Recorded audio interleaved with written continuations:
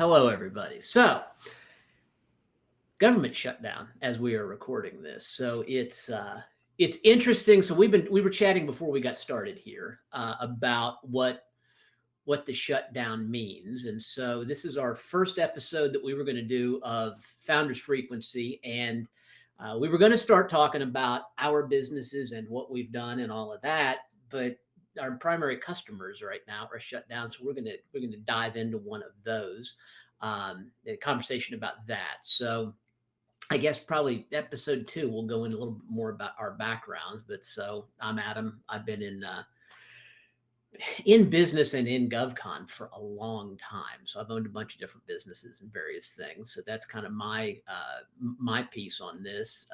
You guys want to give everybody your 10 seconds before we talk about the fact that the government's closed? For sure. I'm Mike Dillard, president and co-founder of Pernix, and I've been multiple businesses for about 20 years now. So it's pretty much my spiel. I'm Amina Dillard. I'm operations manager at Pernix, and I've been working here for about 6.5 years. So that's us. The thing is, so people having different businesses, right?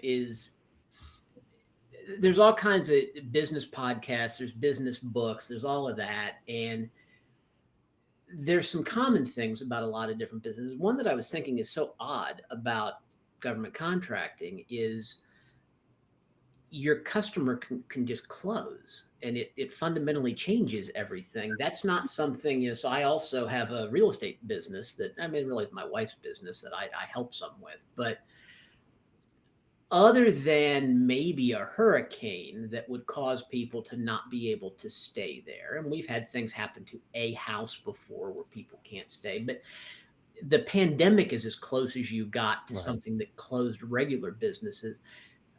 This is probably shutdown number 10 or 12, or I don't even know how many I've been through at this point. So it's a weird thing to be a person that owns a business and your primary customer shuts down, which sometimes almost shuts you down, but doesn't always.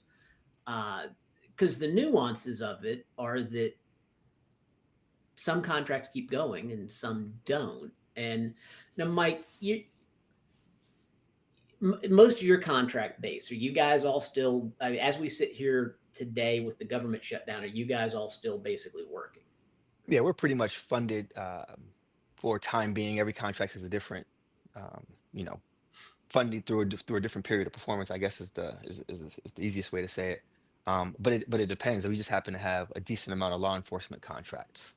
And so, law enforcement security work that typically continues when government work shuts down, right? They don't cancel law enforcement. Bad guys don't go away. So I think, we got lucky depending upon where the majority of our business fell, this go around. Yeah. And see, like that's, anytime somebody ever asks me a question like, hey, do you think if this shuts down, I'll get to work or not work? I always have to tell them, but there's so many variables. I can't give you that answer. Whether it's a fixed price contract or you bill by the hour, whether if you're billing by the hour, there's still somebody there that is, whether it's checking your work or authorizing it, if it has to be in a government facility as opposed to not. There's so many little nuanced things. And we saw some of that, right? Like we saw during the pandemic, somebody would come out and say, oh, I'm essential, I have to go in, versus not. Most of the time, those are the only times where anybody was thought of as that kind of a job category. But government shutdown is absolutely, that's what happens. Now, I mean, is this the first time since you've been in kind of in this space that you've really seen full on shutdown, or what's been your exposure to this so far?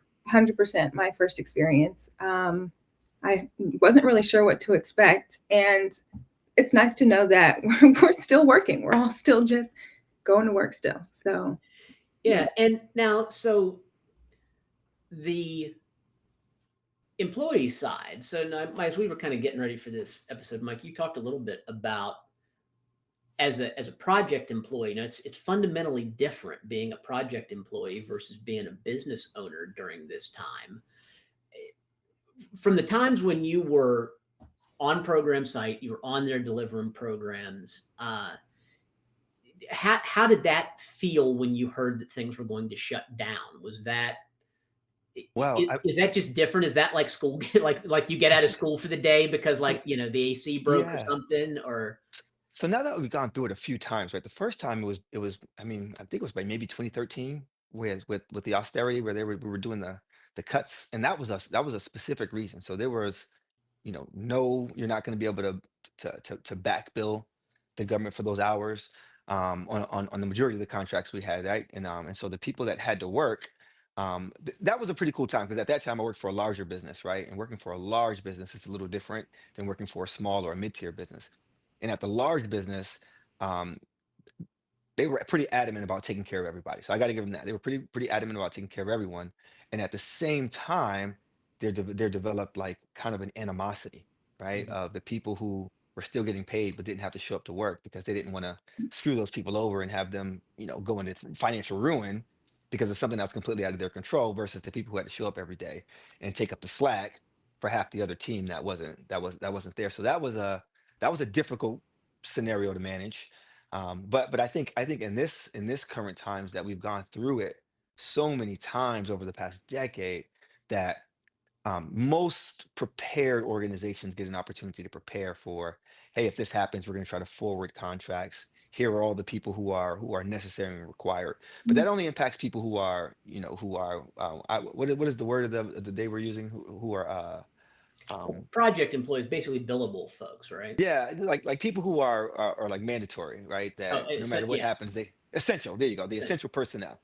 And so like having people designated essential personnel early on, and then knowing who on your contract should be or could be considered essential personnel, and then going and then advocating for getting that resolved is probably the most astute thing a program manager could do.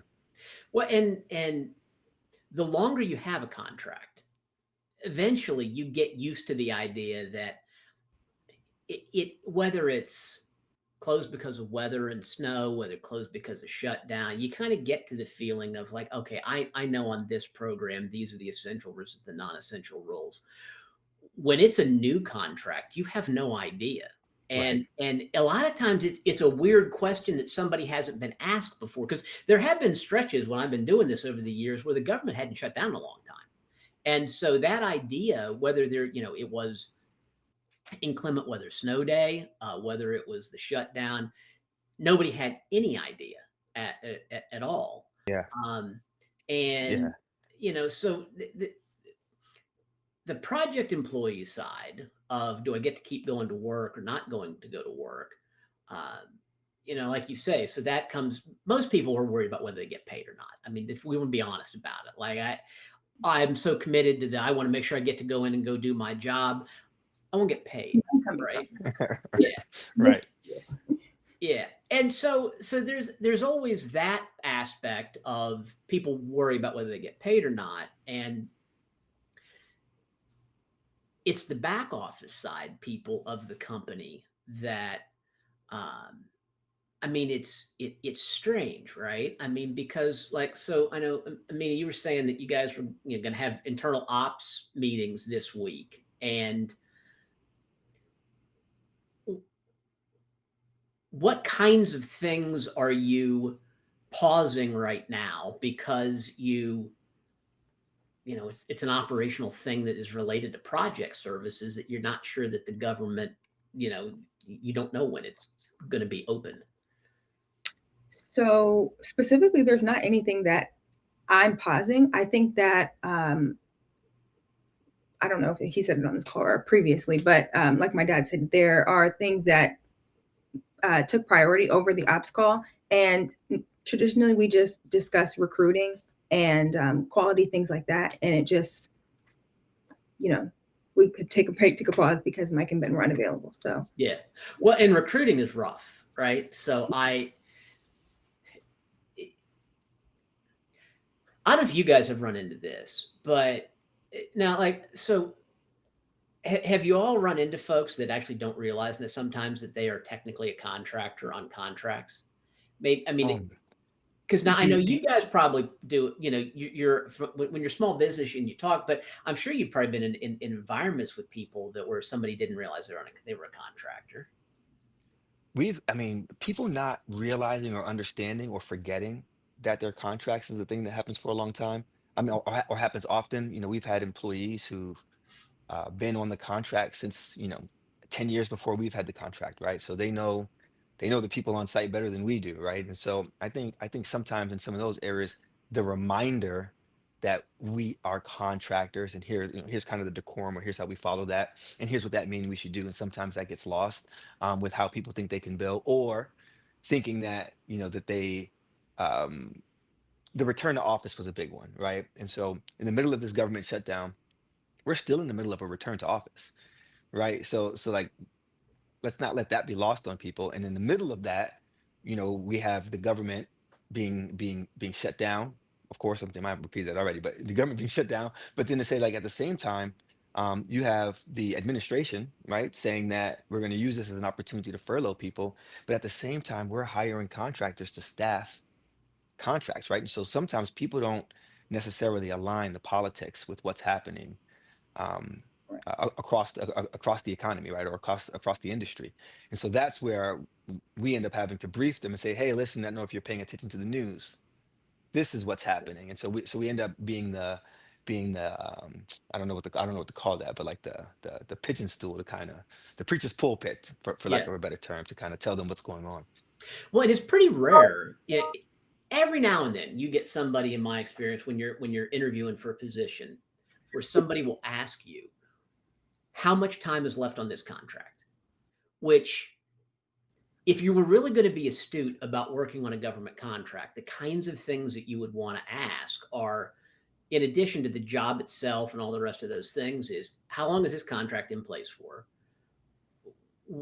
Are you Do you believe, from a recompete standpoint, are you guys still going to be eligible? Because that's one of those things. If you've got something under a certain contract or socioeconomic, it's a woman-owned small business. Are you going to still be a hub zone business, a woman-owned small business 5 years from now when this contract, goes up for bid? And down to nuances of, so many people that I get questions about, well, they told me that they can't pay me more on this contract because of, it's like, yeah, that your labor category, you're kind of stuck. Well, do you think they can like promote me? Well, you'd have to ask them if there's other labor categories that are higher than yours on the contract. Those are the kinds of questions. I mean, one out of 100 people, maybe out of 500, ask those kinds of questions when they're interviewing for a job like this. But then they find out, the most I would do is a lot, or push, like you're saying, to the education process. I kind of feel like you have to, if you're within the last 5 or 6 months of a contract and you're interviewing somebody, you kind of have to say, like, by the way, this contract, the date that it is up, there will be a recompete. Like, we still feel okay about it, but just FYI, like I wouldn't feel right about hiring somebody and not telling them that there was a contract, kind of run out period. I don't know. What if, okay, so I think it depends on the candidate that you're recruiting, right? Not to get into super nuance, right? But like, Yeah. if you're recruiting somebody like during this time frame where people are unemployed, Mhm. right?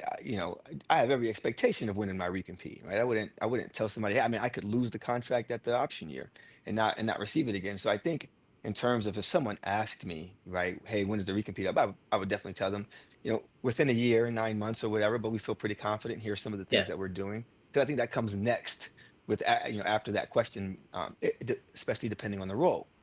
If they're going to be one of those in between guys who are supporting on site and back office, right? They're being a PM or a lead of some kind where they have responsibilities on both ends.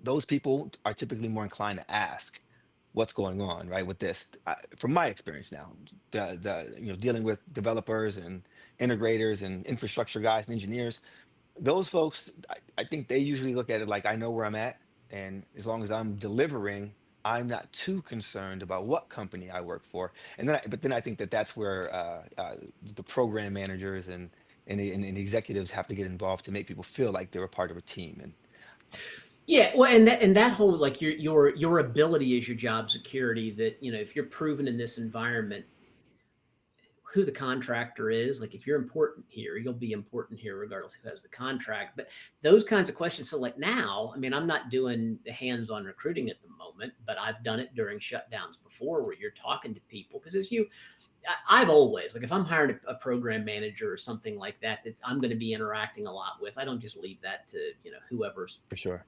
resume, what I talk to them. Stuff like that now, which if somebody has not been in GovCon before and hasn't worked with government before, and now they are like, well, we're shut down. It's just such an odd concept for people that, well, I may not, I could hire you, but I can't get you a badge. It's like the person that has to sign that's not working. I didn't even consider. I didn't even consider that type of thing. But yeah, for sure. I mean, yeah. I mean, so this government shutdown, some of the challenges that we've experienced have been nuanced, right? Like the people who are doing the account or whatever, someone has to approve the account is furloughed, Yeah. or the person that needs to, we had during one furlough a few years back where we were literally up against the gun. 2 more days, 2 more days, every contract that we had in that space, right, was going to end, and we would have just been completely gone from this one entire agency. And so, luckily for us, right, the contract gods came in, and we ended up getting our option years, exercised. But if 2 more days had went, there wouldn't have been a contract it would have been anything to extend because it would Yeah. already expired. And so that would have been bad for the government, or for the customer, the agency, as well as for the employees that were there, because it wouldn't have been a shortcoming on their behalf of them not being able to show up and work. So difficult times for sure. Yeah.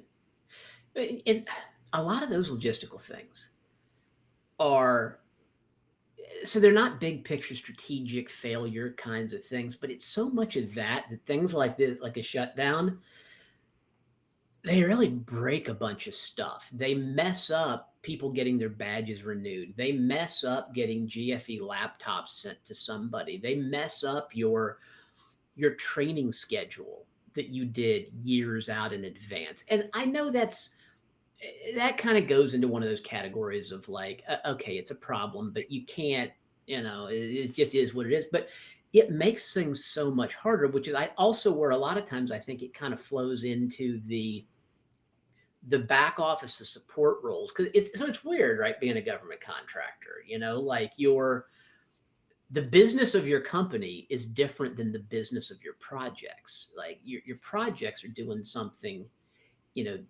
different. And now, like, I mean, I'm sure, like in touch directly with, program employees. Are you hearing, what questions are you getting from folks about shutdown time and what they should be doing? What kinds of questions have you been hearing? I haven't heard a single question. Perhaps they don't think I'm the person to come to, but because Well, and maybe your team. So, are a lot of your folks, have they all been kind of down at your project sites for a while? So maybe yep, they've just been through it, right? Maybe that's my next yeah. thing. They'll Now, probably just go around. and We've had a couple new folks who've come on board, and their questions have been like immediate, like, hey, so do I show up tomorrow? Because today was my first day. Like we had some people start on October 1st, and the first was the first day of the shutdown. And that's so always that was like, well, do I show up, or what do I do? I don't know. And so there was a lot of communication that happened with the new people that we had on board. And so that was obvious, but didn't think about it in that regard, that we have new people that are going to be starting on the same day that the government's going to be that's Yeah. going to be shut down. And foresight, I would say, man, we probably should have reached out to them beforehand to say, hey, listen, it's okay, you're still authorized to come to work, but it just didn't cross your minds when you're doing the operational day to day. there's always a lot of that kind of stuff that pops up. It's like, oh yeah, we probably should have told people about that. I didn't think about it. Yeah. So I mean, when you first government shutdown here that you're going through, so what, as a person involved in it who's near it, and it's obviously, so that's the thing about so much of GovCon. There's not like some book you can go read or something you can I go wish. Google, right? What kinds of things pop into your head as questions about about shutdowns, about how to deal with them, about what do you think is important for people to know?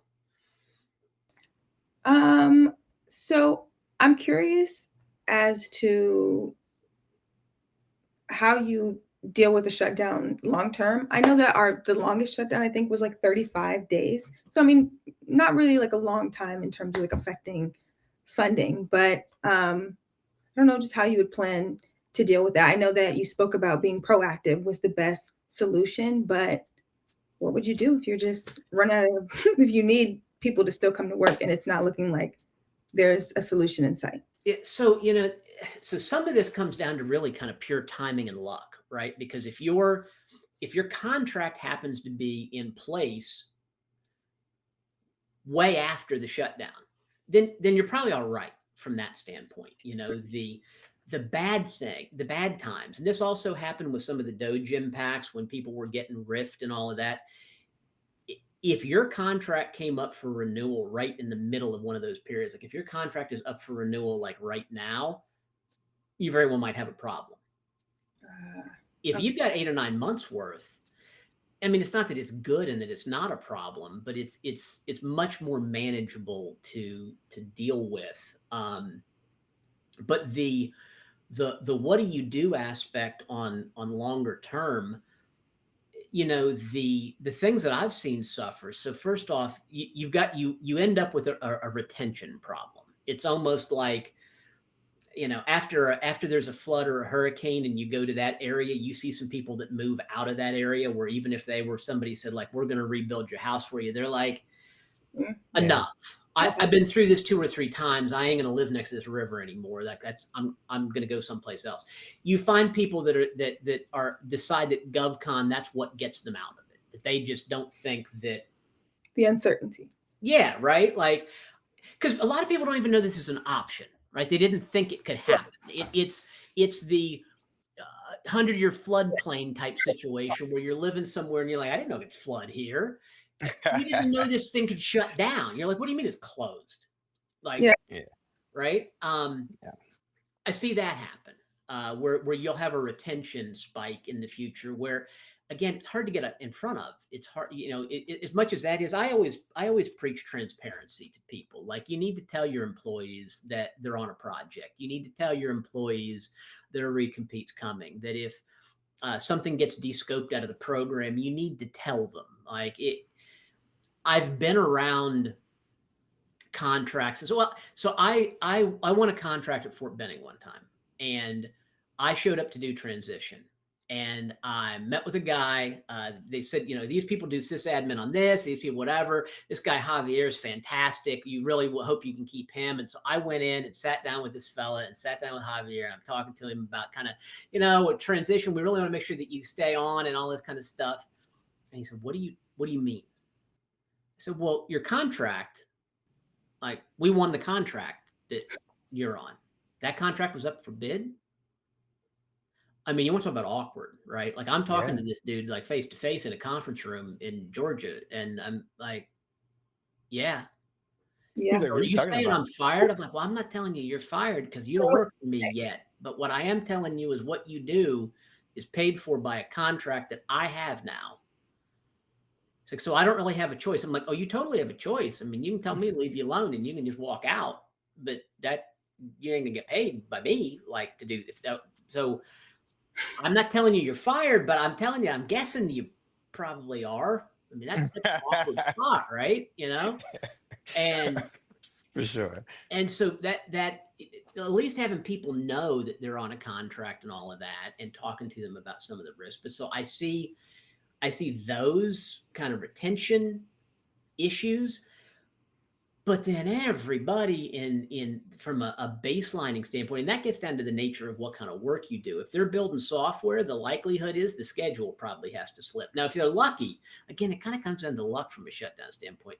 If they're in a place where they're doing internal testing or they're just doing code development, they might be okay. If you needed user testing, if there are any users, you can't do that. So you shut down. I think a lot of those different kinds of projects kind of, and some people probably get off easy. Some people, if you're, if you're the transport folks that are supposed to be driving people back and forth from location to location, running shuttles or whatever, maybe it's actually easier. There's not as many people around, but for the most part, I think it's very disruptive to schedules and planning and timing and all of that. Um, And I think it goes to larger to that too, right? Like, I mean, think about the amount of businesses that are impacted when the government shuts down, right? The metro isn't functioning, right? It's way less people on the metro. There's less people ordering foods. There's less Uber, DoorDashes on the road, which means it takes longer for the people who are there to get their food. I mean, the economy is kind of built to mhm. interact and kind of flow through and work with each other. So as the government shuts down, now people aren't going to work. Those gas stations aren't getting used. Those gas stations aren't getting used. Neither are those restaurants. I mean, we just saw that with the whole return to office, the Right. benefits that the local economy gets from a return to office to turn right back around and have it shut down. I mean, you can see all the same impacts all over again. There's also an emotional like motivation impact that I see is, like, so the sales cycle in federal government is 12, 18, 24 months. Like, I mean, I'm not going to say that something has never just popped up that I bid and you won in 2 or 3 months. That does happen. But in general, if we're going to talk about going after a program, it's a year from now. Which, and if it's supposed to be a year from now, that means it's probably 2 years from now because things always kind of slip because it's complicated, right? For sure. The trying to get people in a room to talk about a new bid that's a year from now when the government is closed Yeah. is really challenging to get any energy around that. Normally, you shoot a text off to somebody, you send them an email, you say, "Hey, could we talk about this deal or that deal?" And yeah, okay. Right now, there's this kind of, and anytime it's shut down, it has always felt this way to me, is that there's a real difficulty in having, because the growth winning side, that's kind of the more positive side feel of it, right? Like everything new business and growth is always this kind of optimistic, Peaky, positive for idea, like sure. we're going to go get more stuff and we're going to whatever. And operational delivery stuff is somewhere in the middle between it's just okay or like it's all this frustrating, like how do I get this I mean, I just had to send somebody from somewhere in Florida to Miami because in order for them to get fingerprints that counted for something they had to go to a different location. And really, okay, we those kinds of things pop up. And now if it's all shut down, the kind of the optimism kind of gets sucked out of the room, it almost feels like. And I mean, is that the kind of feeling that you guys get corporately? I mean, I gotta tell you the truth. I'm probably the super positive one out of my organization that thinks that everything's gonna work out, right? I do the business development and the growth side of the business and not so much the operations. Obviously operations is very important. It's just that my brain's not wired for that. And I probably would be a doom and gloom guy if I always had to look at like numbers and who was where and why, and connect all the dots. So from my perspective, right? Like, and maybe this is not the best thing to say, but I look at it like, they're laying off employees from the government, right? They're furloughing them. They're talking about permanently laying people off. My outlook looks peachy because they still need the work to be done, Right. right? Like there are some things, sure, that could go away. But for the most part, the areas of the market or of the services market that we are vested in, they still need those things, right? And they're going to need those resources moving forward. And so what it looks like is like any other time I had somebody tell me, about the pendulum swings, right? And it goes from, hey, we don't need people, we have it, it's taken care of, to, oh my God, we don't have enough people, we need, thousands more people. And so I think if I were to take a guess, hopefully I end up being prophetic with this one, right? But I see a scenario where, I don't know how far out, right? In 100 years, everybody's right, but in a few years to where the pendulum swings back and they're going to need these resources. I mean, the amount of people who have just left since COVID, Yeah. that prevented contracts from being able to be awarded because there weren't people who were able to, process clearances or what have you. Um, there's still an impact that's happened, right? And so now that there's going to be even more furloughs, the government's going to have to figure out how to get the government's work done. with the resources it has. And so I see that being a boon in the future for services. Yeah, and I think, like, I mean, I never want to see anybody lose their job, right? Well, most time. There's been few. I mean, there's individual, like, I could come up with some individual names, but I'm saying in I'm general, sure. right? Like, so, government folks have been furloughed, because so my dad was furloughed. God, I can't even count how many times, right, as a federal employee. And he always bragged about the fact I never missed one day of pay. They always paid me like that. I grew up with that as the mindset that the government shuts down, everybody comes back, they all get their back pay, like it's all fine. This time does sound different. They're going to try to use it to cut the federal workforce more, but I think you're right. I mean, as long as a lot of those programs want to continue to be operated, you will need more contractor staff, and that was always the way that, like, when my introduction to contracting for the government was the government hires people that have necessary functions, and then when you have stuff that's more discretionary or not full-time or whatever, like you don't necessarily hire that person as a government employee, because that's a very long term. You're hiring them for a career, basically. The government doesn't really hire many temp people. And so your contractors come in, like, you want to build a website, you get a contractor to do it, because you don't need to build websites all the time. You build it and it's built.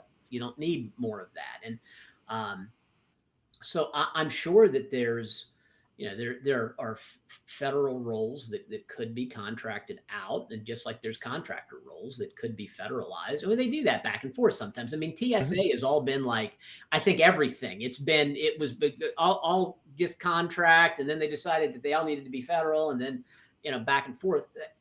A lot of those roles could be that way, and I guess, I mean, we just have to, I have no idea. I don't. So I mean, if nobody we're does, gonna right? take Yeah. bets, not that we should, right? But if we're going to take bets, so we're, I think, a couple days in. I mean, how long does this one last? Let's give everybody an opportunity to be wrong on video so we can prove that we were right or wrong, right? I mean, how long does this last?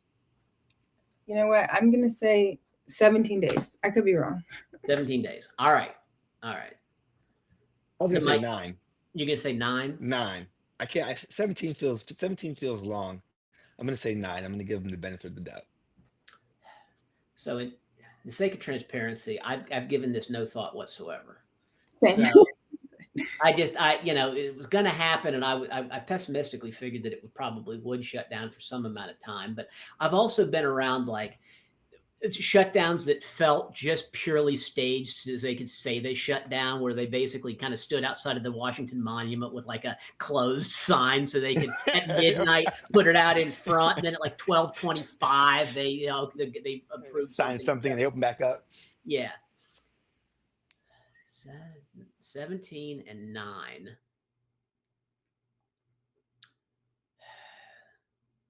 Are we talking business days or weekends included? I was including the weekend. All right. Okay. Yeah. So let's do that. That got complicated, Mike. I can't handle business days. So, all right. So minus 17. I'm going to go over. I'm going to say, so Amanda says 17. I mean, so I could do that, like, Price is Right type thing, where I could just say 18. And if it's more than that, obviously, yeah. But to not completely cop out on that, I'm going to say 22. Wow. 22 days. I said I was the optimistic one, so that sounds that sounds about right. That sounds about. Weren't they hoping to open up for, like, they just wanted to do a 6-week some kind of funding stopgap or something for 6 weeks. It was something like that. Be right back here again. My general understanding, and I frankly spend way more time paying attention to government mission stuff, trying to do, like, contractor things, than I do the actual politics of it. But my understanding of it, of the budget cycle, was that they just wanted to do a stopgap for like 6 weeks to get through, like, some November date. And that was what this was about. They were just doing very temporary status quo type funding thing. And we ended up with a fight over it is my recollection. Yeah. Well, I know. I don't know if this is to be, but I know a lot of the customers are preparing for 90 days. So I was being hopeful with 9. So we'll see. Yeah. We'll see. I know I've had some conversations with some federal folks in the last week where, hey, I'm the only one in the office. I'm the only one around here type thing. And it also throws into it any kind of event or a future thing you were planning on or any of that. It makes you wonder if they're going to have it, not going to have it. And it also feels frivolous, even kind of somewhat to talk about that. I mean, I go to ELC with ACT IAC every year, and that's in the end of October. And like if the government shut down, I mean, you want to talk about, so as GovCon businesses, right? Like, okay, it's challenging for us. People are still kind of doing project work, even if in some instances, even if the government's closed or whatever. But all these businesses that are really, and there's not a ton because GovCon's not really a huge market as far as what GovCon companies buy, but if you're an industry organization like an ACT IAC or an FCA, Yeah.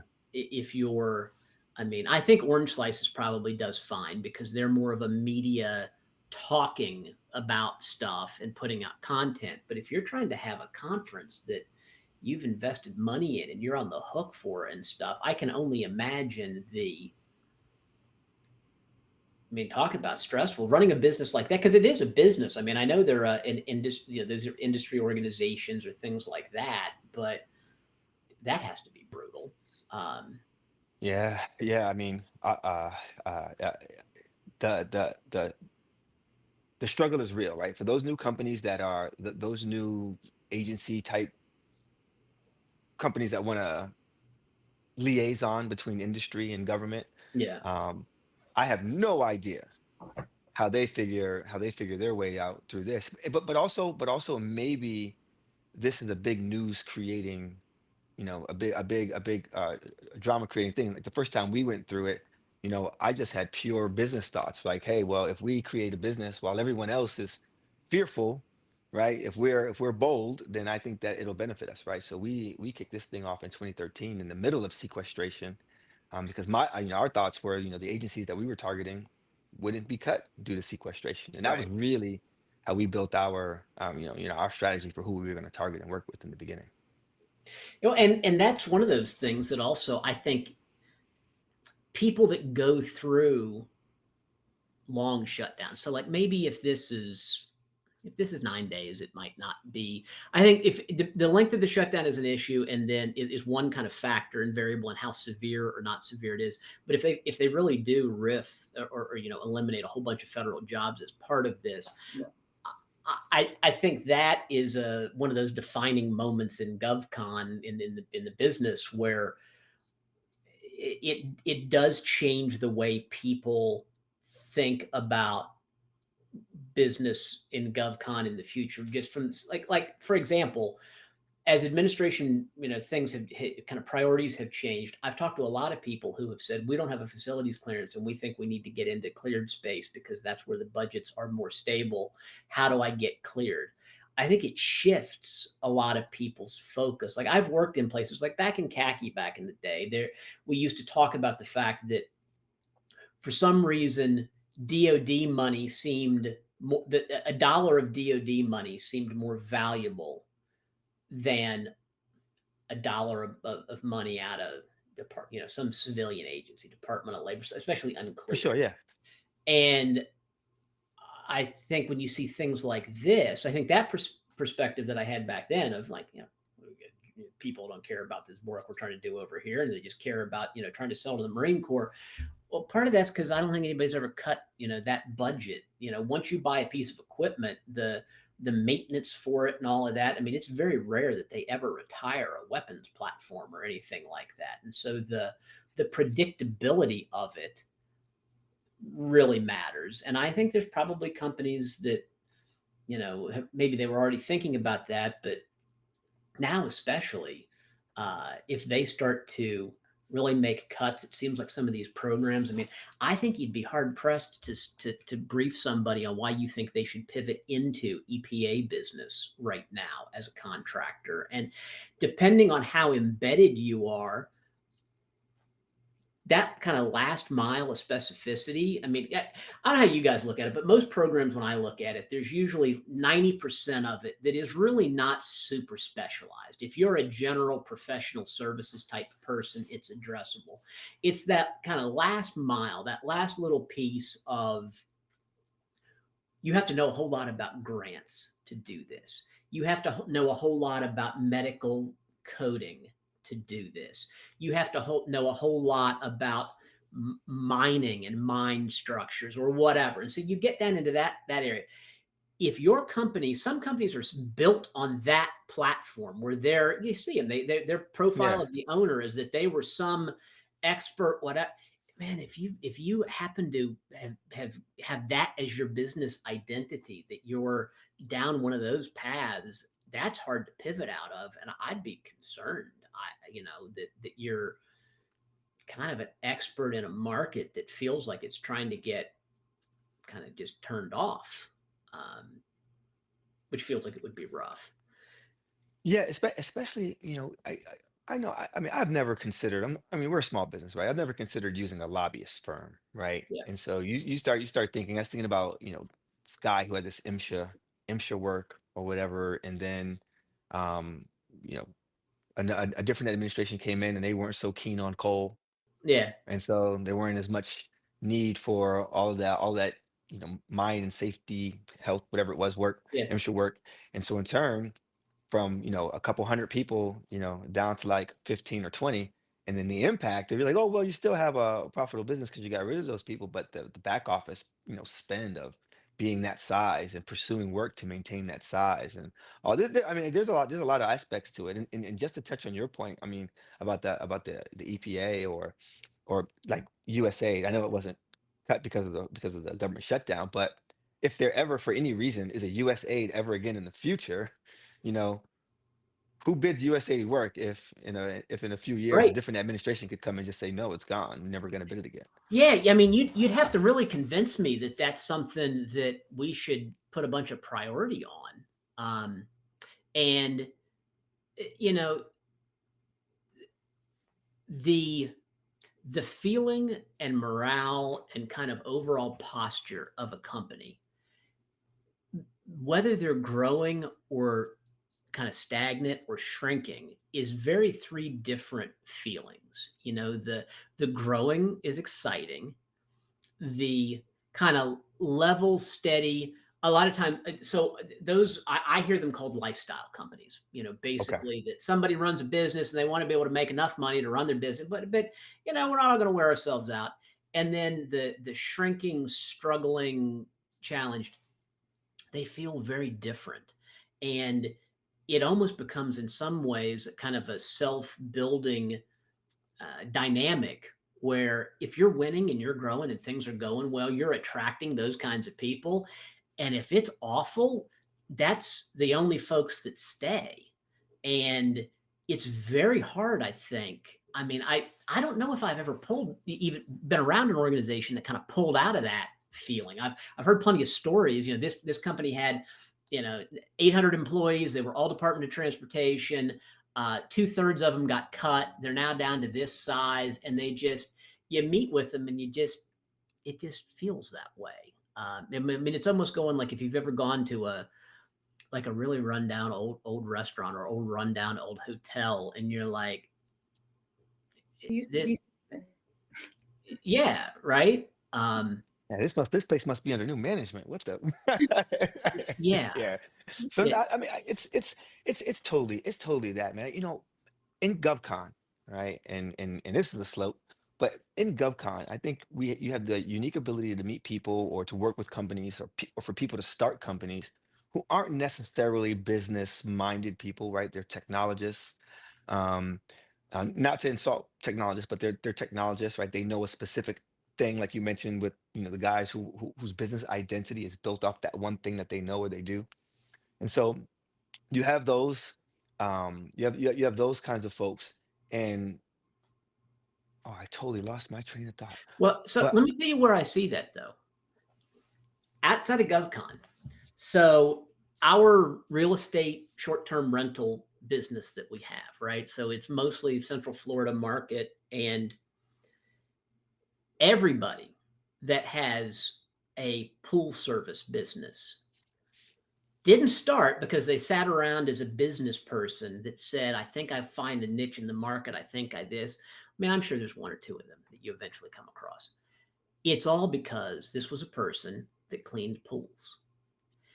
Every house cleaning service that you have that does your turnovers for your Airbnb, they all were folks that cleaned houses, and they got together and said, like, we could do this because we're getting paid. If a total house clean is $300, I know they're giving me 125, and this other person's keeping the rest of this money. We could get together and we could do this ourselves. Everybody that does property management, everybody that does all of those services, they are all created by somebody that was in it. And every one of them, I can't tell you how many times we've had to flip from this group to that group over whatever, because what happens is they were good at cleaning pools. And so they said, okay, I'll clean some pools. I'll charge $150 a month. Okay, right. And then everybody goes, oh, wow, we need somebody to clean our pool. And then they get more business than they can handle. And they have never been there, don't have the experience, don't have somebody to help them. When do I say no? How do I scale this business? Because those scaling challenges is you don't scale in fractional people usually. It's I've got enough pools that I'm busy. Now I need an extra person, but I've only got one pool for them to do a month, which is no different than what we see in recruiting or any of the pieces of our back office business. But that happens so many times. And then it's this, because we're in user forums, right? Where people talk about, hey, do you have a handyman that does this? Hey, do you have somebody that paints? Do you? And you see the name pop up, and then they're great. Then you see them mentioned all the time. And then all of a sudden, when you call them to do yeah, something, the service level drops. And then you're like, hey, did you, I got a call from my guest that the pool doesn't look good. It's like, I'm on my way over there. And then you got to find somebody else. And that happens all the time. So I have seen the non-business backed person, but that is a nuance that you do that is it's GovCon specific yeah. also. There I really is mean, a lot of that. it gets you in a lot of different ways, right? Because there's so many things to know, right? The hurdle to entry, or the barrier to entry into GovCon, is significantly high enough that you having a clearance isn't necessarily your business having a clearance, right? Well, I don't say necessarily. It is not. It's not the same Right. thing. And so, someone who thinks they're the question about whether they're a contractor or not, that's not the question I've had. It's people thinking they're a company or not, right? Like I have a tax ID number, Mhm. and I am I'm a 1099. I have all my paperwork, and here's my you know my here's how I meet the requirement, and pay me this dollar amount. And then you're like, okay, sure, you meet this Yeah. requirement, but now you're your own business. And then you have to, well, I want a subcontract, and I want to say, well, I can't have any subcontractors on this thing, or I can't have second tier because I'm a sub. Or there's all kinds of different nuances. And so you run across the new business owners who are saying, okay, well, can you give me a second person? I'll take your job. I'll be your database engineer, but I need you to give me another position to be your database engineer. And then it's like, well, do you have a facilities clearance? Do what NAICS, do you have your NAICS codes? Do you have, and then they look at you like what are you talking about? I've never heard of any of those things. I'm a database engineer. Right. And it's like, well, we're not going to train you on how to be a business per se, but like, here's some links, here's some articles, but for right now, here's your 1099, please fill it out. Like, we'll get you paid. And I'd say that that's probably the thing that we deal with now more than anything is some of the more senior, you know, engineering rates. Those guys have figured out that, we're going to be 1099, we'll do our own. And so with those, you experience a lot of stuff because usually they're guys who, come from the government, they've left some other job, some other thing, and they have some expertise, and they're like, nope, I'm going to be my own business, and I want to make Like, $210 an hour. yeah. And then you're like, okay, great. And then 2 weeks goes by, they go, where's my paycheck? Mhm. What are my benefits? And I go, whoa, you're a 1099. It's- So there's always confusion there for whatever reason. So now, I mean, when you guys have the not that you have any prima donna 1099s, and not that I'm certainly none of yours are. So when you say whatever you say, you're not talking about anybody in particular.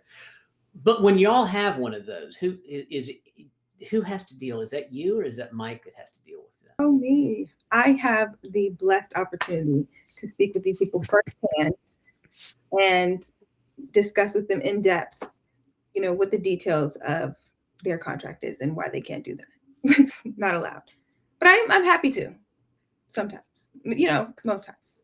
I've never been happy to do it. I mean, just for it. Now, how far? So, do you have you had repeat hand holding sessions, or do you find that it typically it gets easier where they go away? Because I don't know everything, I think people trying to ask me questions and they keep trying, keep coming at me. But once I involve, somebody above me, they're quick to be like, oh, okay, my fault. I didn't think when you put all those words in there, I'll step back. And so, I think that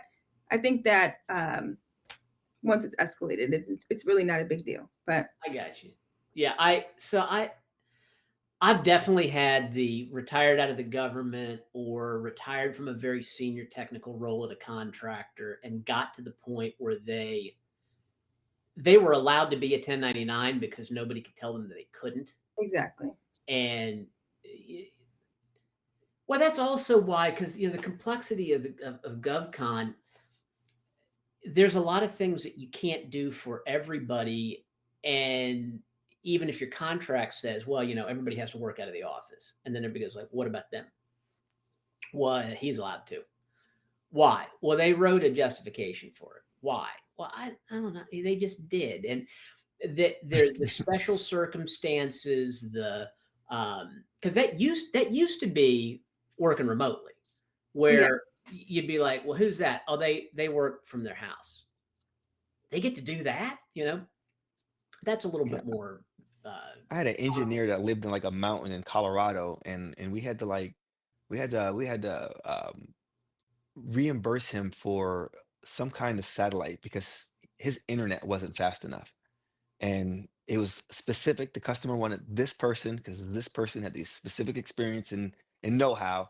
So we, hired this guy on a mountain in Colorado and paid for him to have some satellite so he could have internet or some kind of antenna that spoke to some satellite that he could have an antenna. And this was a while back before we had, Go run it and get uh, Starlink, whatever. yeah, Yeah. before we had Starlink everywhere, right? So I mean, so it happens. But I think though, I think that goes with being a good GovCon though, right? Being able to differentiate when you push for a justification to make something happen versus when you're rigid and you go, no, we're not doing that. And I think that's the difference. And you get a lot of people sometimes who are very, um, you know, black and white. It is this way They or it's know, the highway. and that's what Yeah, it is.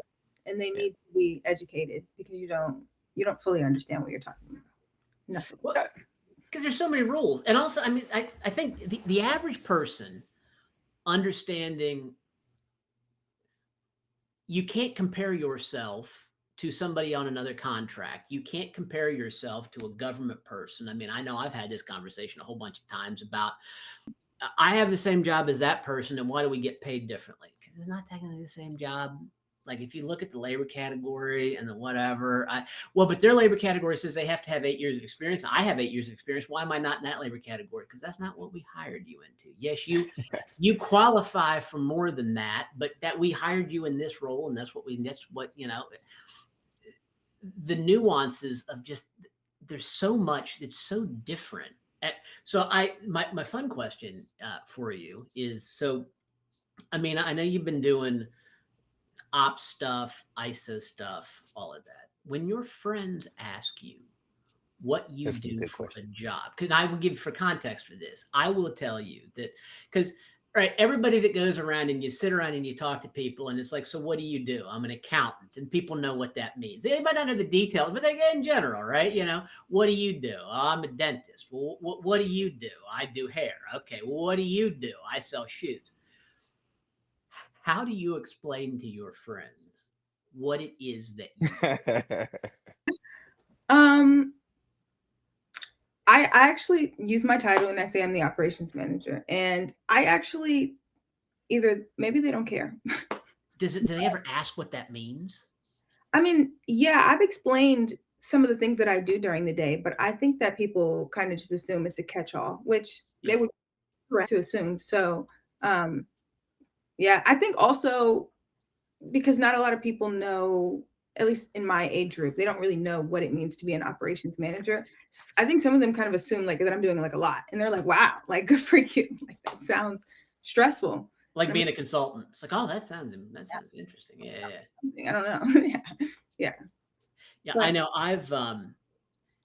I find that when you talk to somebody and that, because somebody will ask you, so what were you doing out at, usually when you travel, I've had customers all over the country, like, oh, why were you out such and such a place? And you tell them why you were there, what project you were there to meet about, and they assume that that's what you do. It's like, well, we build some systems to manage water flow in the Mississippi and kind of the designs and drawings of that. Oh wow! So how do the dams do it? I don't know. I don't know. so I mean I just tried to make sure like the big drawings that they print out like because that goes through the network and we had to like that's all. Like I don't really know.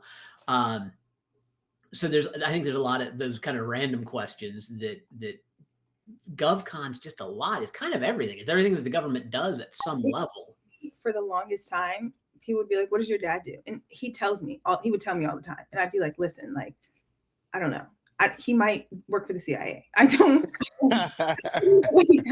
It's different every time. I know it's something in the government. That's it.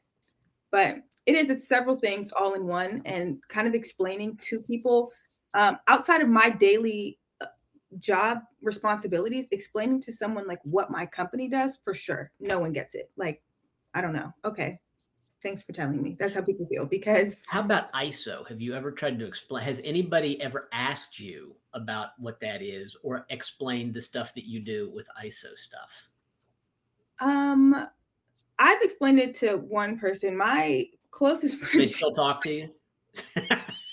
I think that I think that I'm pretty good at dumbing things down because I needed to make it all the way dumb for me to understand it. So I think that, in explaining it to people, it's kind of, I said I would do this. I'm making sure we do this going through. I think people, they understand it pretty solidly. Maybe I'm leaving a lot of important details out, but I think that, just checking your own systems. I learned this industry verbally because there's not a place to go, right? So, my program offices and stuff would have these meetings, and we would have conversations that would be similar to this. They would provide dinner or lunch or whatever, and we'd sit down, and I would voluntarily go to every one of the meetings because I just assumed the more I heard it, the easier it would be for me to understand and remember.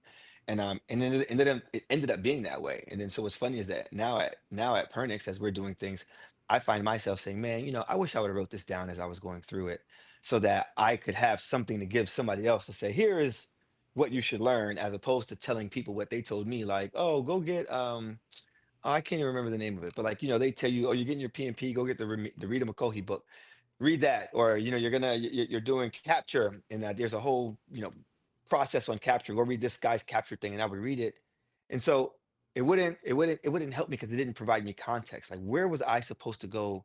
Am I supposed to go find this rear admiral in the Navy and ask this guy all these questions?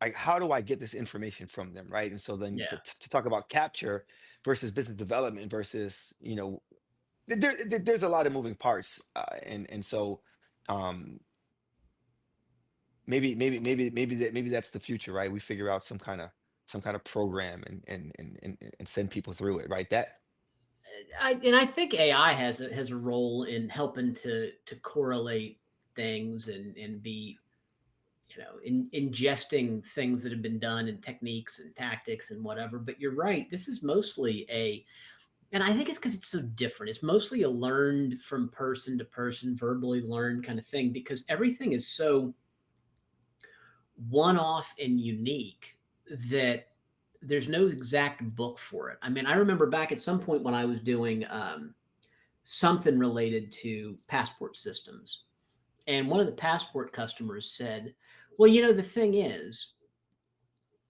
there is no software out of a box that you can buy to issue a passport because nobody does that. I was like, yeah, okay, that makes, because there's so many things that the government does. I mean, I've had projects that did investigated like puppy mills for like people that were breeding dogs, and whether they were following or not following, and then how you find and did that. There are no download software to do that, Yeah. like, and like if I correlate that like on the real estate side, if I want to automate pricing, if I want to organize cleaning, if I want to manage my swimming pool remotely, if I want to take pictures and post, there's 9,000 websites and tools, and you go and you sign up and you do it. And there's something that exists because it's basically common enough, like lock codes. I have 800 different ways that I can automatically create a lock code and send it to the lock on the house and send it to you by email and text and whatever else. That's easy. Nobody inspects mines or, any of those like nuanced things. That's just not something that exists. Like, I mean, I've had USCIS programs where you're doing citizenships. Yes, you can buy like a general workflow application, but all of everything else is all unique. And so trying to teach somebody a specific lesson, there isn't one.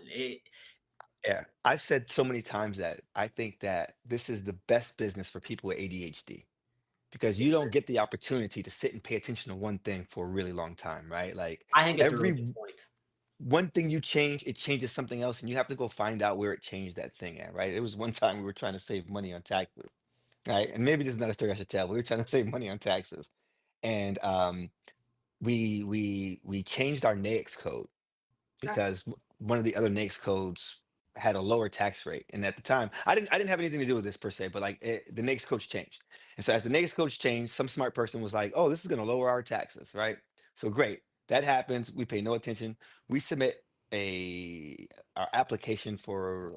I think we were submitting a government set aside application. I don't remember which one it was at the time, but we were submitting one, and I think it was the 8A application to be factual. And we were submitting it, and that was the reason we got rejected was because our NAICS codes didn't match. And so I was like, oh, simple fix, right?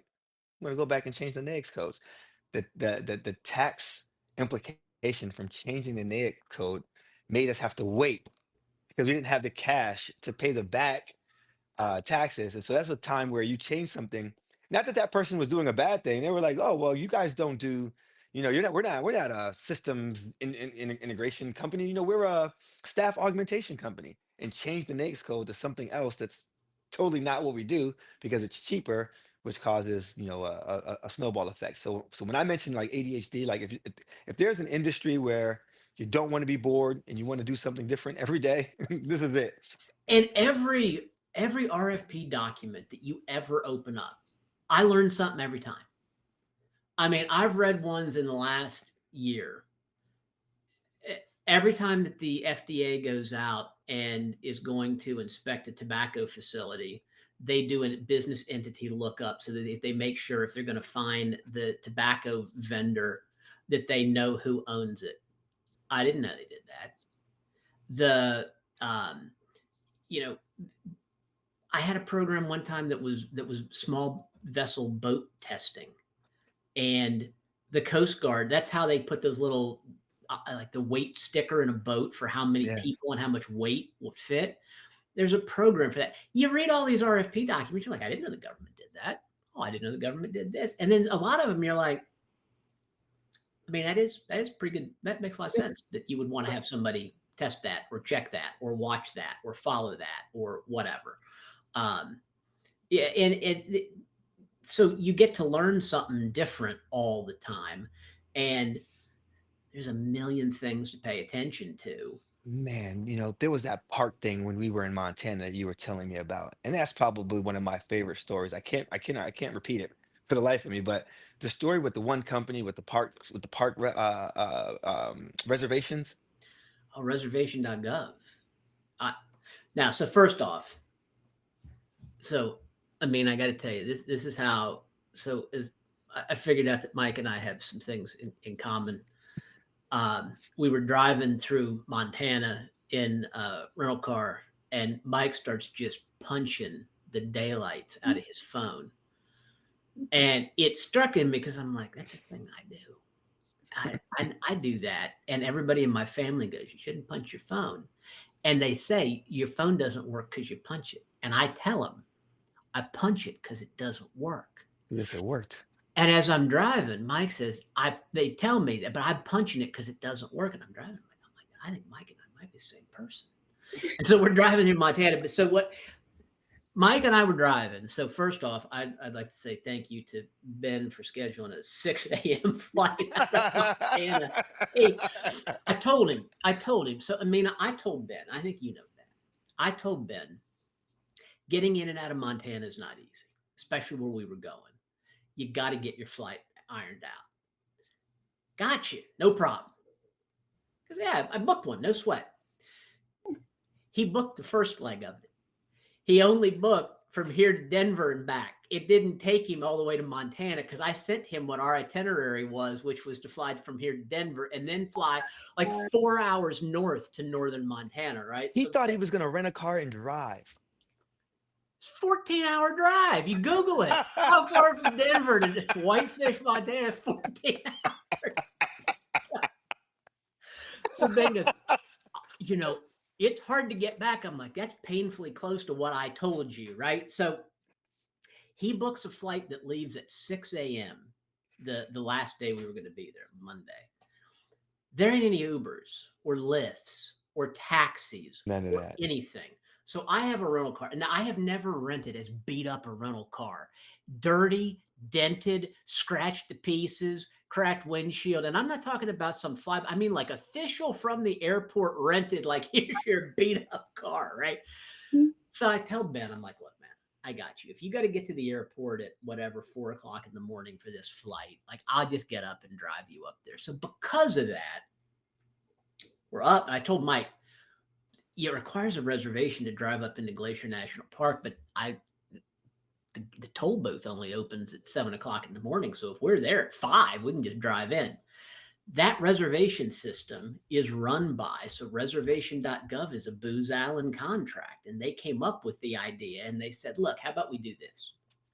You need a website built. You need all of this stuff and payment processing and all of that, whatever. I got an idea for you guys, government.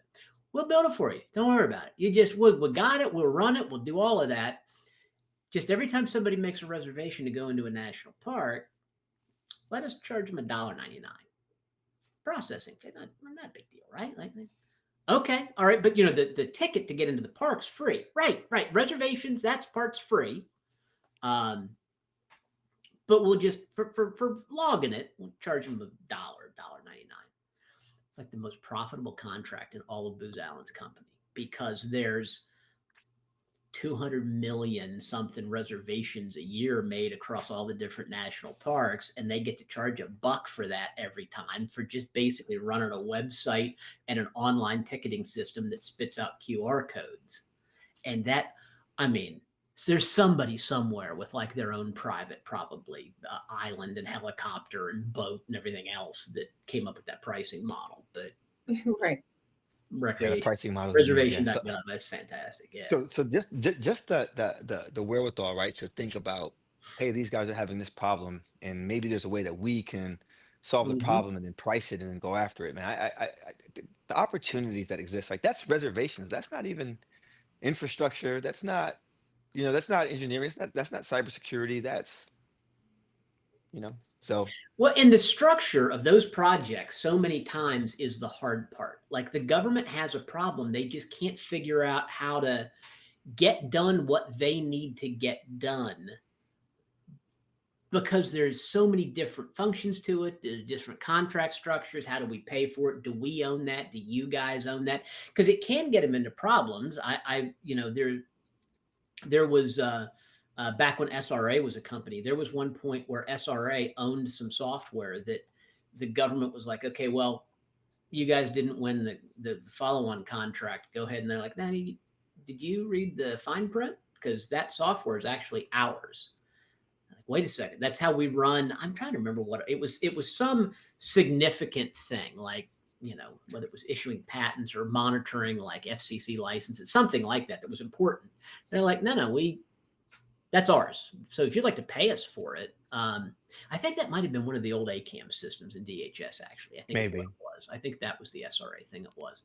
But they, so why does it take so long to put a contract in place? Why shouldn't it be easier? Sometimes it should, but sometimes somebody really needs to pay attention to that kind of stuff. Like, are we going to pay somebody to do this, and then they're going to own the data and everything that means around it? And those are like individual small little examples, and there's like a million of them. Like, GovCon, it is fascinating. I never thought about it that way, but from an ADHD, like always something different to think about and look at and whatever. Because I know I'm terrible. Like if I have to think about the same thing for like 8 months, I'm awful. I just Yeah, can't do it. there's a reason we connected on the mountain with the punching of the phone, right? So, Yeah. so like I think it all goes well. As a matter of fact, what's funny is I'm getting a new phone today because I'm gonna give my I don't know if you can see where I've already broken it and dropped Now, it. So I'm gonna give this one to my son. so I saw the video of you retiring, the one that you retired and getting My that greatest was not work. that long ago. When was that? Yeah, it was since we've been back Yeah. from Montana. So it's been the past couple months. Is Well, he so that one, oh, so let me tell you the real story about what happened. So I didn't know this. So I thought the phone just wasn't working because it was broken. It was broken, like the screen was lifted off. And so when I would touch it, it wouldn't work. So I got frustrated and I thought, you know what? Screw it. I have to get a new phone anyways. So the reason I got angry was because I got logged out of my Outlook. mhm. Benjamin deleted my Outlook account.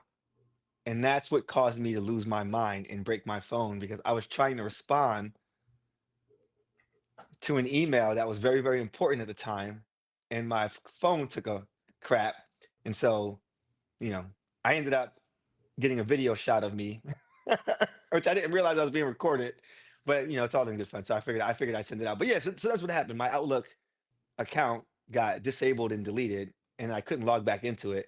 Then I had to re-log all in, and they made me reset all of my. So to this day, even logging in this morning, the reason I was having problems is because I think that my Outlooks aren't linked up or synced up or something. So I don't know what's wrong with it. But those are the good times. You still don't have a case on that phone, Mike. Yeah. I have one coming this time. I paid $40 for the case. You But did. let me say this though. So I know you've seen this, the Batman movie. I'm gonna mess it up. The one where Bane is in the hole in Yeah. Agamemil, whatever his name is, daughter is the one who escapes and they end up putting Batman in that same hole. Yeah. Okay, it's the same theory, man. Like with the rope hanging to you, you're never gonna make it because you don't have the requirement to survive. The reason that phone survived for so long was because I had to keep it because there was no case. I couldn't drop it. So putting a case on your phone just makes you be more careless and ruin it. So don't use a case. It's a scam. And they say that they give you your money back if you ruin your phone on those things. OtterBox has never once, but I told you, I think it's like the UPC codes when we were kids. They used to tell you if you get 15 proofs of purchase, they would Yeah. send you a free box of cereal. I never got my free box of cereal. So I think it's the same thing with the OtterBox. You think it's the same thing. So because it's so important, if you don't have any protection on it, it makes you pay more attention. So this is like when people will go free climb El Capitan with no ropes because they said then they really concentrate because if they had a rope they might fall and die. I hear Yeah. you. Because Have you ever seen anybody in rugby launch themselves and leave their feet? No. Because you will get destroyed. I mean, there's probably some crazy guy who's done it somewhere, right? But for the most part, those people stay on the ground. They don't launch themselves. In NFL, you watch guys do backflips over people because they have a helmet They have a and shoulder helmet. pads and knee pads. They're not worried about hitting the ground. I mean, the ground still hurts, but not as much as hitting it without that stuff. Yeah. Amina, does any of this track with? I mean, are you a phone case person? So I actually am guilty of not. Well, I will say that my screen is not cracked. There's nothing wrong with my phone. I think I took my case off maybe like 4 or 5 months ago. And so I think I'm doing pretty good. And I will say that I have dropped it less. I think that I know it's fragile and I should take care of it. So I think I'm telling you, it works. it wasn't intentional though. My case was dirty and I took it off. I do believe it and have Your case was dirty. it like discolored because it's clear. I've had it for years, not like dirty. I mean, it's your phone, you touch it. This is not the response. I was not expecting that you were going to pull up a phone with no case on it and then be like, yeah, me neither. Raw dogging it. It's working I assume. Y'all wear seatbelts when you drive? sometimes. Oh yeah, I definitely wear a seatbelt. Okay. She don't wear seatbelts. Well, but also, Mike, you're not the one that drives. I do not. So if you drove a vehicle, maybe you wouldn't wear a seatbelt either. Maybe you Oh would no, I feel- definitely would wear a seatbelt. When I was in the military, there was a rumor that if you got into a car accident without a seatbelt on it, they wouldn't pay your family. Oh, it's true. It's the same for your insurance. They're not Is paying. it true? Yeah, if you don't have a seatbelt on, you don't get paid out on your insurance. Oh, so well, there goes all the reason. Gotta wear a seatbelt.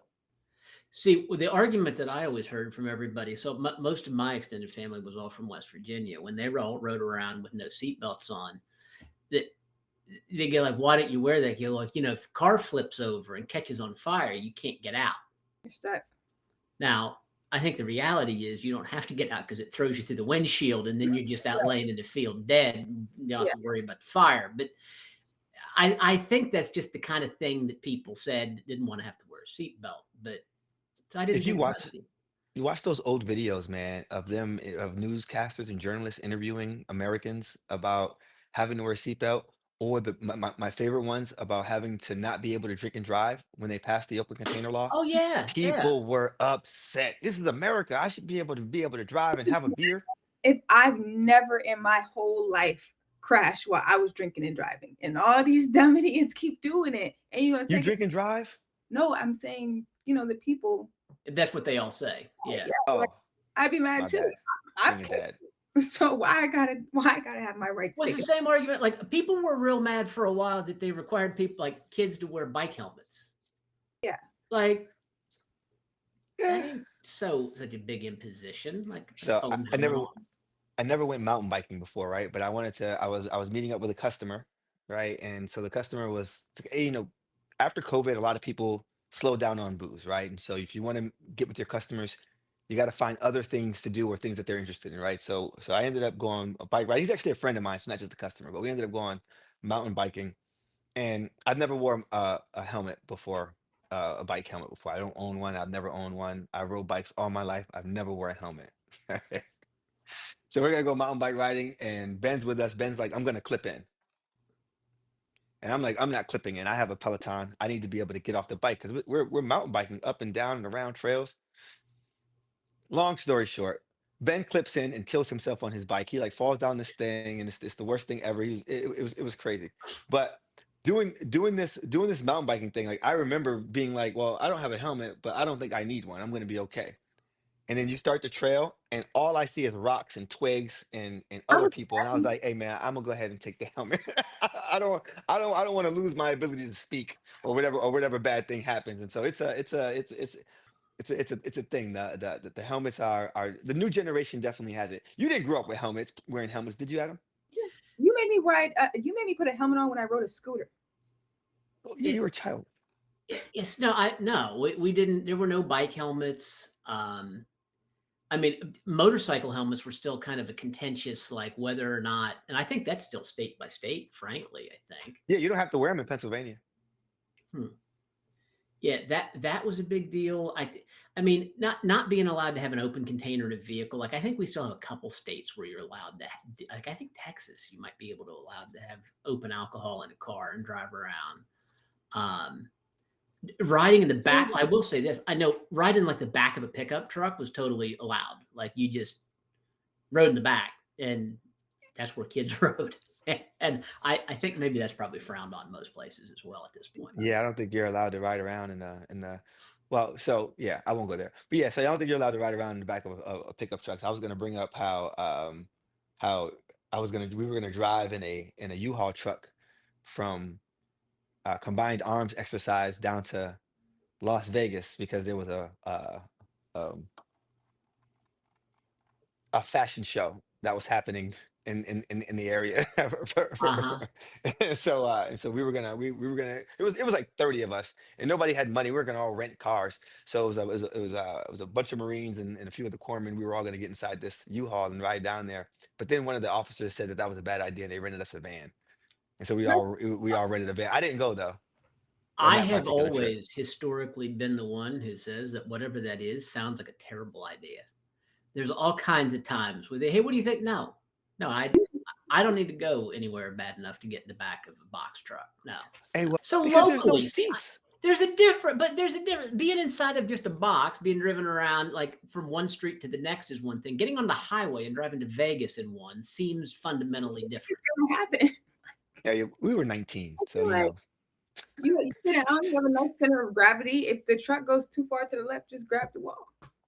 Marine Corps, they would have done that purposely, and everybody would have been getting everyone would have broken arms and legs. It would have been the worst. But I didn't go on that trip, and they ended up not getting in the U-Haul, and ended up getting like a one of those passenger church vans, Yeah, and so it then all driving worked down. out.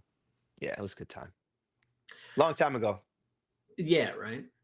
Well, good talking to you guys. I think we'll wrap this episode up and we'll see if we can't do a few more of these. And next time we will go through how we all got into GovCon since it's a Oh weird yeah, industry to be in. And there's way more people that I think are interested in getting into GovCon than are actually in GovCon half the time. I see a whole lot of random posts about how do I get into GovCon. That War Dogs movie didn't do any of us any favors. oh That, no, I like, know. oh yeah, we're just gonna buy some old expired ammunition from Czechoslovakia and sell it to the government and make $1 billion and then buy a yacht. And everybody thinks that's what this is, and that is not what this is. I Yeah, mean, I don't yeah. have a yacht. I don't know if you have a yacht. Yeah, that's when I start telling people this is what I do. You seen War Dogs? That there, That's a there good you go. That's idea. how Yeah, you sell just it. when they ask, just send them a QR code to watch the movie. Be like, it's just like this. It's Just exactly like, like Exactly what it is. yeah. Oh yeah, yeah. oh yeah. Well, hey, I like your fashion. I was wondering what you were going to wear today. And I actually talked about it with Amina, and I was like, I don't think he's gonna wear a t-shirt, but I didn't want to show up and be too casual, for the event. So it takes yeah. Once it's not 85 degrees out, I'm mostly velour and track suits or velour track suits is the primary thing that I wear. It takes a lot. I went to go meet with a private equity group, so I actually put on a suit uh, earlier this week, which is the first time in a long time. And I knew they weren't going to be wearing suits because they're private equity people. But I felt like the folks I was going with, I at least didn't want to show up looking how I normally look and have them be like, who's this guy? I will tell you, I got to show you the, instead of having a pocket square, I have a silver alligator. It goes over Oh, the, that's awesome. I saw those. I saw isn't there one with like a lion on it or something too? yeah, they have different animals. They have like a tiger, and they have. I've got the alligator. It's a jewelry company out of New Orleans that makes them. It's awesome. However, you don't wear that into a room where you're trying to be just kind of the low key, not draw attention to yourself, whatever. Most of my stuff is not drawing attention to me. So I had to kind of tone it down because I was just trying to be there to be helpful, and it wasn't all about me. So I was trying not to wear silver alligators and so forth. But yeah, so I I understand went that. tracksuit. I will uh, probably. I mean, we can do a lot of episodes before I rotate through all my velour tracksuits. So we'll have to see how that goes. Oh, I'm not. I figured I'm going to.